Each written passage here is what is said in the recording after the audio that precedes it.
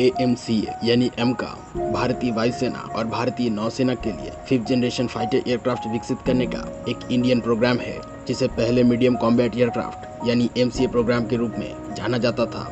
उसे एक double engine fighter के रूप में डेवलप करने के लिए शुरू किया गया था, जिसमें इंडियन एयरफोर्स के मेन स्ट्राइक फाइटर जैसे मिराज 2000 और जैगुआर को बदलने के लिए स्टेल्थ फीचर्स शामिल है। 2010 में MCA प्रोग्राम को एडवांस मीडियम फाइटर एयरक्राफ्ट यानी AMCA प्रोग्राम के रूप में नामित किया गया था। हालांकि MCA को अप्रैल 2010 में 15 टन के फाइटर की श्रेणी में रखा गया था। इंडियन एयरफोर्स की जरूरतों को देखते हुए इस पुनः नामांकित विमान को 25 टन की श्रेणी में रखा गया। विमान का डिजाइन DRDO की संस्था एरोनॉटिकल डेवलपमेंट एजेंसी ADA द्वारा किया गया है और इस एयरक्राफ्ट के डिजाइन को लो रडार क्रॉस सेक्शन और सुपर क्रूज कैपेबिलिटी के लिए अनुकूलित किया गया है। AMCA प्रोजेक्ट की डेफिनेशन और प्रिलिमिनरी डिजाइन फेज 2013 में शुरू होकर फरवरी 2019 में डिटेल डिजाइन फेज में प्रवेश कर गई है।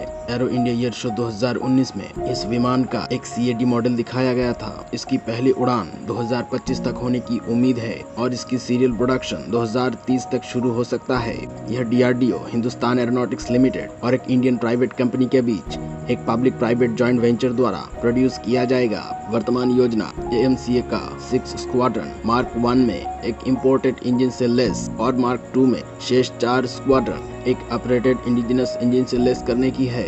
वही इसकी स्पेसिफिकेशन की बात की जाए तो एमका एक single seat 5th generation double engine stealth supersonic multi role fighter aircraft होगा, जिसमें कुछ 6th generation technology, directed energy weapon UCAV और स्वॉर्म ड्रोन को कंट्रोल करने की क्षमता इंटीग्रेट किया जाएगा। AMCA के डिजाइन में इनहेरेंट स्टील्थ रडार और लो इंटरप्ट रडार होने के साथ साथ ड्राइवरलेस सुपरसोनिक इंटेल शामिल किया गया है, जो engine fan blades, internal weapons bay और एयरफ्रेम में कंपोजिट की व्यापक यूज को छुपाता है। उम्मीद की जाती है कि एमका ने आर्टिफिशियल इंटेलिजेंस के साथ पैसिव सेंसर्स को भी डिस्ट्रीब्यूट किए हैं, जो सिचुएशनल अवेयरनेस को बढ़ाने और एमका एडवांस इलेक्ट्रॉनिक्स वॉरफेयर सूट के साथ मिलकर काम करने के लिए मल्टी सेंसर डेटा फ्यूजन की सहायता करती है। एमका उत्तम AESA रडार के एक लार्ज और पावरफुल वेरिएंट से लेस होगा, जो गैलियम नाइट्रेट टेक्नोलॉजी का उपयोग करेगा। वही इसकी लेंथ की बात की जाए तो वह 18 मीटर और हाइट 4.8 मीटर होगा और बाकी ग्रॉस वेट 18 टन होने के साथ साथ maximum take off weight 25 ton होने की संभावना है।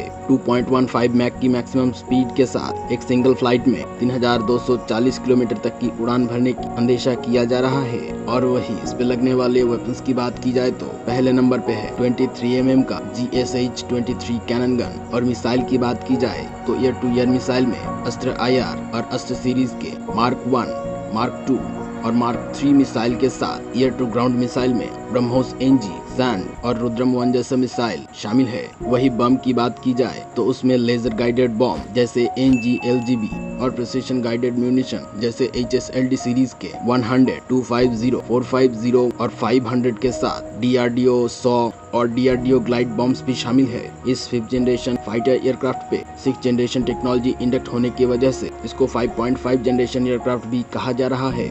और दोस्तों, एमका इंडियन नेवी और इंडियन एयरफोर्स में शामिल होने के बाद इंडिया की एयर पावर में एक मेजर बूस्ट मिलेगा, उसमें कोई संदेह नहीं है। तो दोस्तों, आज के लिए बस इतना ही। मिलते हैं अगले वीडियो में, तब तक के लिए धन्यवाद।